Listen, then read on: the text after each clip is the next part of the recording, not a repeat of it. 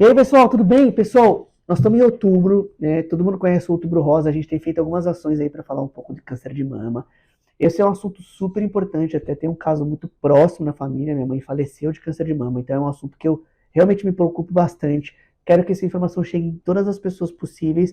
Essa semana até dei uma aula num congresso sobre câncer de mama, o que são os marcadores ali imunistoquímicos, o que é um luminal A, quais são os tipos histológicos de câncer de mama, qual que é o tratamento, assim por diante, mas hoje eu vou falar de um assunto específico da minha especialidade, que é câncer de mama e a importância de preservar a fertilidade, beleza? Então, se você quer escutar um pouquinho sobre esse assunto, eu vou falar rapidamente sobre câncer de mama, depois eu vou falar a importância de preservar a fertilidade, então bora pro vídeo, vamos nessa.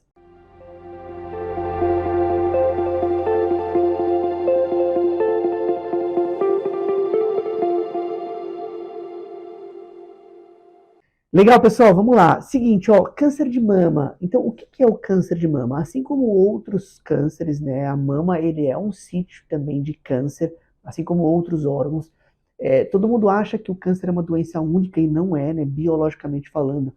Existem vários tipos de câncer que se comportam de forma diferente entre um e outro. E o câncer de mama, mesmo câncer de mama, também existem vários tipos que têm comportamentos diferentes. Então, basicamente, quais são os principais sintomas? A paciente aparece com uma tumoração ali na mama, né, em estadios avançados.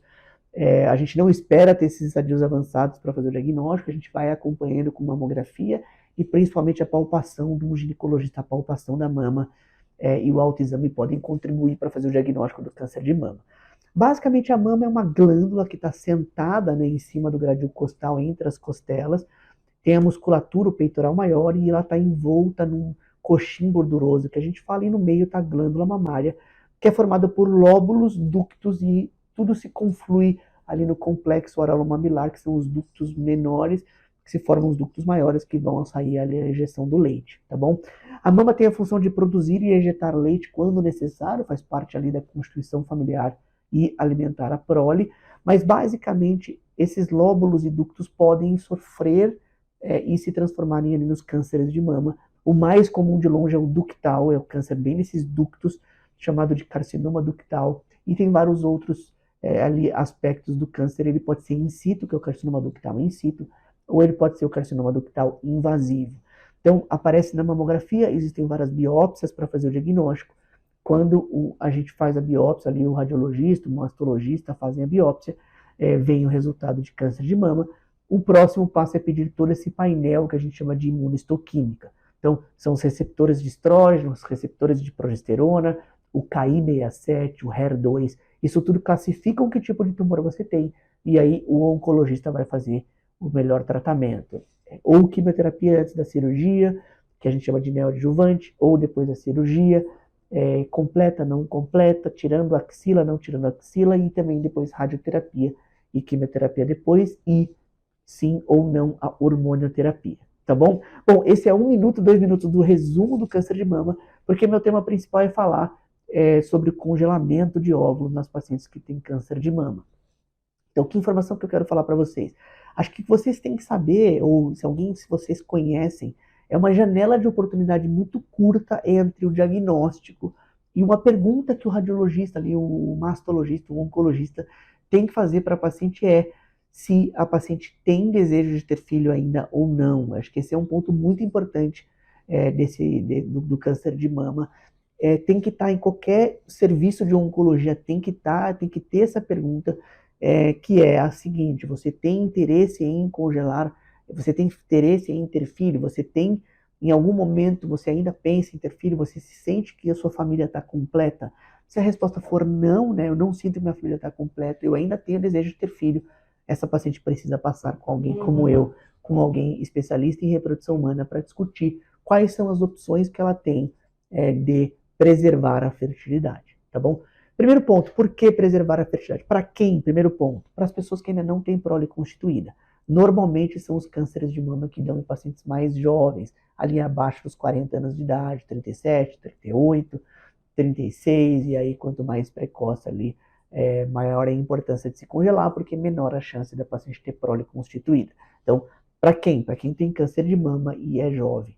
Segundo ponto, se ela tem desejo de ter filho ou não. Aqui tem um ponto interessante que nem todo mundo sabe se vai ter filho no futuro ou não, Então, existe uma coisa bem importante de você, na dúvida, você tem que sugerir para o paciente congelar. E por que? Eu acho que é o terceiro ponto.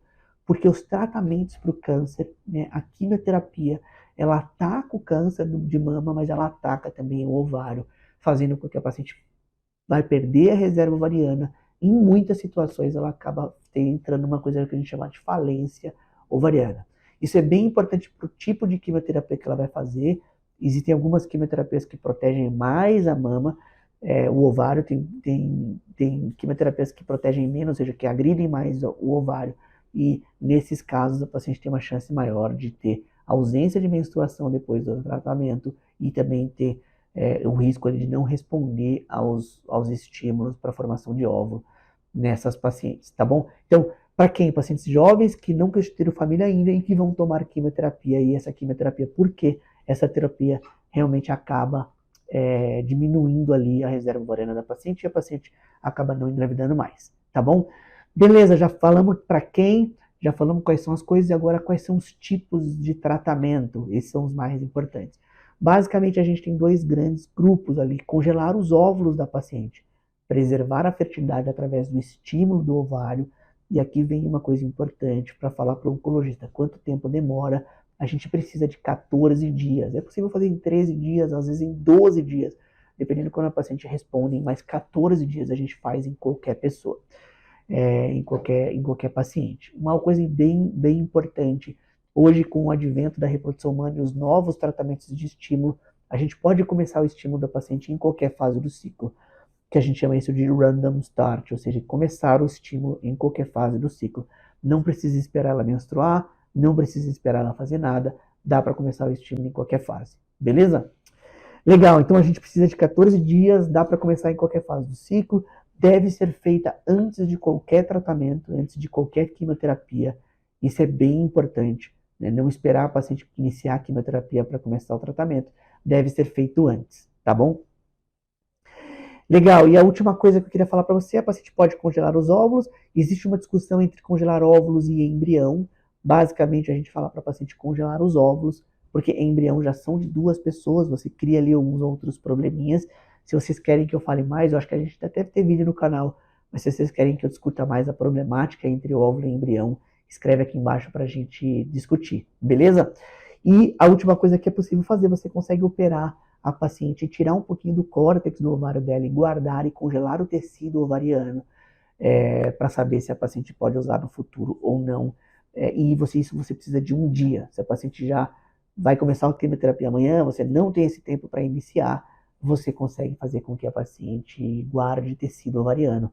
Isso tem vários outros benefícios também, como a volta da parte hormonal. Então, óvulo faz a paciente voltar a ter a capacidade de ter filho genético, e tecido ovariano faz a paciente voltar, inclusive, a produzir o hormônio que o ovário produz ali para evitar a menopausa precoce.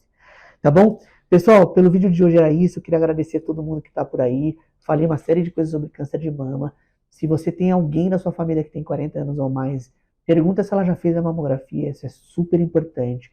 Estimula os pacientes a palparem as mamas, pelo menos irem ao ginecologista, que o ginecologista examine a mama.